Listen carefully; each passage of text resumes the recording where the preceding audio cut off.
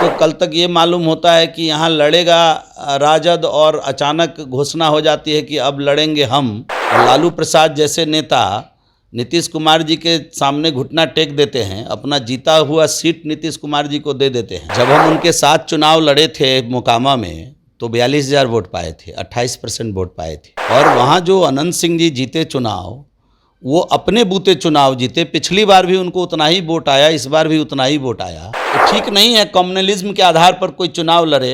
हम तो घोर विरोधी हैं ओवैसी के। अब वो चुनाव लड़ते हैं, देश की लोकतांत्रिक व्यवस्था है, हम किसी को चुनाव लड़ने से रोक तो नहीं सकते हैं। अब तो ऐसी व्यवस्था है, अब तो उनको ज़्यादा विचार करना चाहिए जो चुनाव किसी और के साथ लड़ते हैं और सरकार किसी और के साथ चलाते हैं।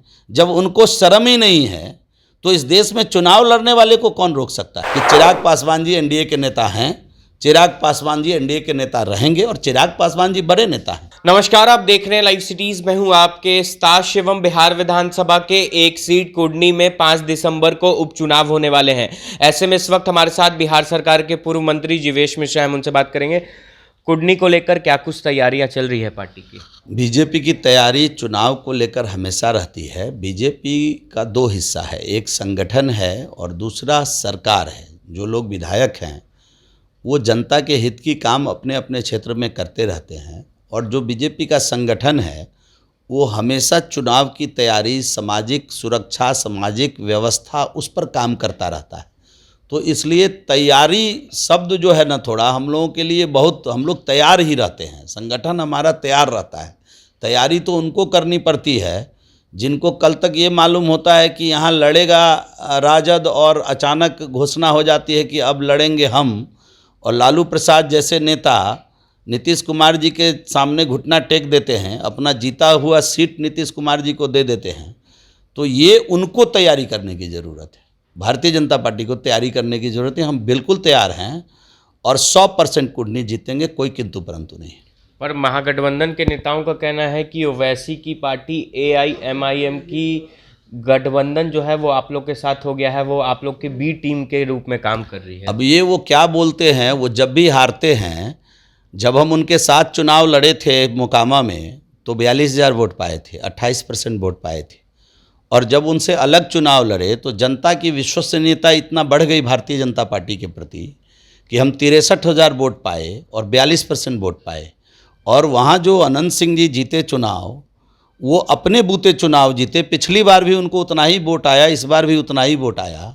राजद और जदयू की विश्वसनीयता के कारण वो वहाँ चुनाव नहीं जीते, वो अपने विशेष कारनामों के कारण वहाँ चुनाव जीत पाए।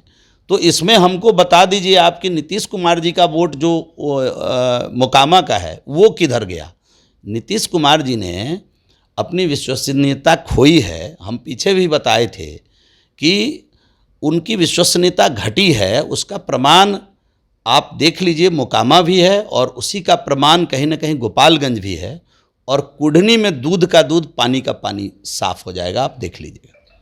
पर ये इल्ज़ाम क्यों लगा रहे हैं कि मुसलमानों का वोट काटने के लिए आप लोगों ने ओवैसी की पार्टी को वहाँ पर खड़ा किया है? इन विषयों में कोई हम लोगों की रुचि नहीं है। जो भी पार्टी, असल में क्या है कि उनका MY समीकरण अब दरक रहा है। मुस्लिम भाइयों को भी लग रहा है कि हमारा अपना राजनीतिक वजूद हो, हम राजनीति में अपने तरीके से अपनी बातों को करें, इस प्रकार की बात कहीं ना कहीं उनके दिमाग में आ रही है। वो क्यों लड़ते हैं? वो तो पूरे देश में लड़ते हैं। राजद जो है वो क्षेत्रीय पार्टी है। राजद एक राज्य में चुनाव लड़ती है, वो तो देश में कई जगह चुनाव लड़ते हैं। वैसे ठीक नहीं है कम्युनलिज्म के आधार पर कोई चुनाव लड़े। हम तो घोर विरोधी हैं ओवैसी के। अब वो चुनाव लड़ते हैं, देश की लोकतांत्रिक व्यवस्था है, हम किसी को चुनाव लड़ने से रोक तो नहीं सकते हैं। अब तो ऐसी व्यवस्था है, अब तो उनको ज़्यादा विचार करना चाहिए जो चुनाव किसी और के साथ लड़ते हैं और सरकार किसी और के साथ चलाते हैं। जब उनको शर्म ही नहीं है तो इस देश में चुनाव लड़ने वाले को कौन रोक सकता है? कोई नहीं रोक सकता है। चुनाव लड़ना, आप निर्दलीय भी चुनाव लड़ सकते हैं, कोई दलीय चुनाव लड़ सकता है। तो अब उनकी घबराहट इसलिए हो रही है कि अभी तक जो मुस्लिम भाइयों को ठग करके माई समीकरण बना के काम कर रहे थे, हमारे यहाँ 33%, मैं जिस क्षेत्र से जीत कर आता हूँ 33% मुस्लिम आबादी है। और आप जाकर देख लीजिए, जब जब इनकी सरकार हुई किसी एक मुस्लिम गांव में न सड़क बनाए, न कहीं बिजली पहुंचाए, न उनको बुनियादी किसी प्रकार की सुविधा दिया। जब ये भारतीय जनता पार्टी का विधायक जीता तो समभाव के साथ सबका विकास करते हुए एक एक गांव तक रोड और बिजली पहुंचाने का काम हम लोगों ने किया। तो हम लोग तो सबका काम करते हैं। अब वो जो बेवकूफ़ बनाकर अभी तक वोट ले रहे थे, कभी माई समीकरण बना करके, उनको अब इस बात पर माथे पर बल पड़ रहा है कि जो माई समीकरण है उसका एम भाग रहा है।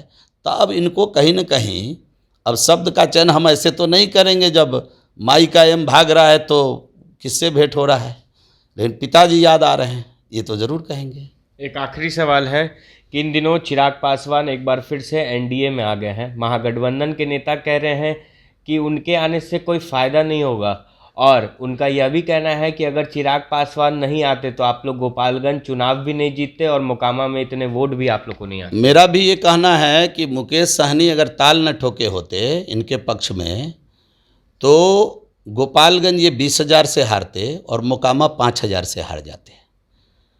ये तो क्लियर है। तो ये इस प्रकार का बीन क्यों बजाते हैं?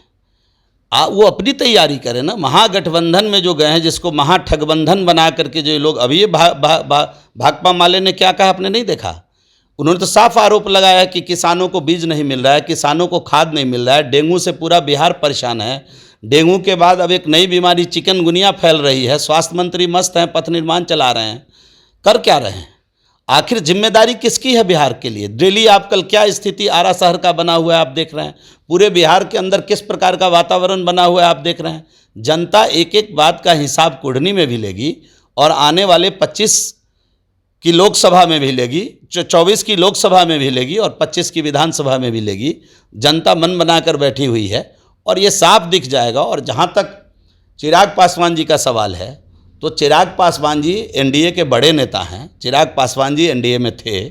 मैं जब साथ में सरकार चल रही थी उस समय मैं बेबाकी से मुजफ्फरपुर में कहा था कि चिराग पासवान जी एनडीए के नेता हैं, चिराग पासवान जी एनडीए के नेता रहेंगे। और चिराग पासवान जी बड़े नेता हैं, काफ़ी सुलझे हुए नेता हैं। चिराग पासवान जी का अगर आप इंटरव्यू देखिए, उनका वक्तव्य देखिए, तो ये जितने उनके उम्र के नेता हैं उसमें सबसे परिपक्व नेता है। ये अलग बात है कि समय किसके साथ है, उनका भी समय आने वाला है और हम लोग मिल करके अगला चुनाव लड़ेंगे और दूध का दूध पानी का पानी होगा। बिहार की जनता भारतीय जनता पार्टी और चिराग के साथ है, ये स्पष्ट रूप से कुढ़नी के चुनाव में पता चल जाएगा। तो चलिए, कुढ़नी के उपचुनाव में यह पता चल जाएगा कि बिहार की जनता किसका साथ दे रही है। बहरहाल अब बने रहे हमारे साथ। अगर आपने हमारे चैनल को सब्सक्राइब नहीं किया है तो जल्द से जल्द सब्सक्राइब कर ले। धन्यवाद।